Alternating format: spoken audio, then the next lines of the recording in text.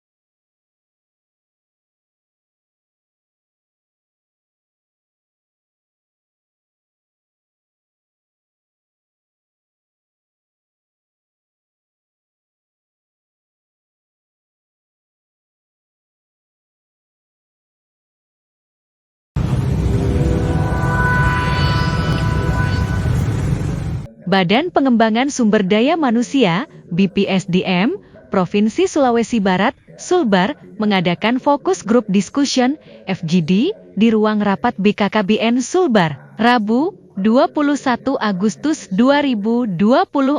GD yang juga dilakukan secara hibrid ini dibuka secara resmi oleh Sekretaris Provinsi Sulbar, Muhammad Idris, dengan tema Strategi Pengembangan Kompetensi Aparatur Sipil Negara (ASN), terintegrasi pola AP Sulapa berbasis hasil talent pool. GD ini bertujuan untuk membahas upaya pengembangan kompetensi ASN di Sulbar. Pola AP Sulapa, yang merupakan kearifan lokal Sulawesi Barat, menjadi landasan dalam pengembangan sumber daya manusia (SDM) yang unggul, kolaboratif, profesional, dan adaptif. Dalam acara ini, Kepala BPSDM Sulbar, Farid Wajdi, menjelaskan pentingnya pengembangan kompetensi ASN sebagai bagian dari Rencana Pembangunan Jangka Panjang Nasional (RPJPN) 2025-2045.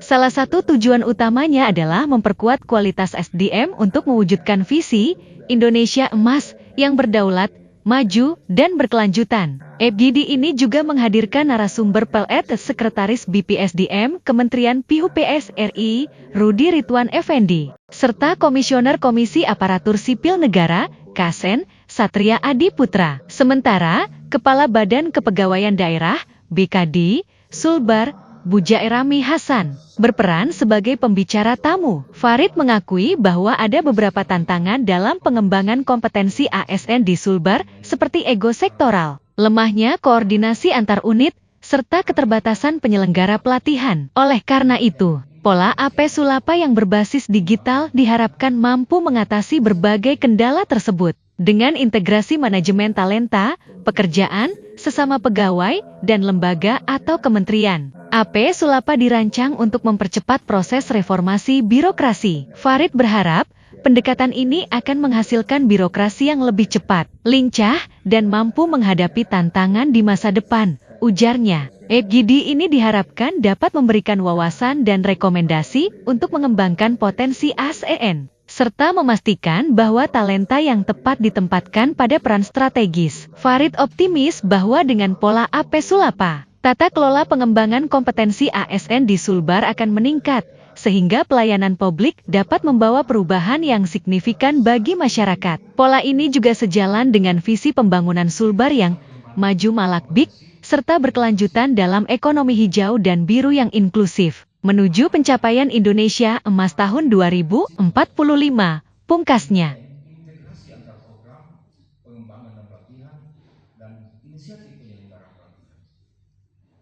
Download Tribun X sekarang, menghadirkan lokal menjadi Indonesia.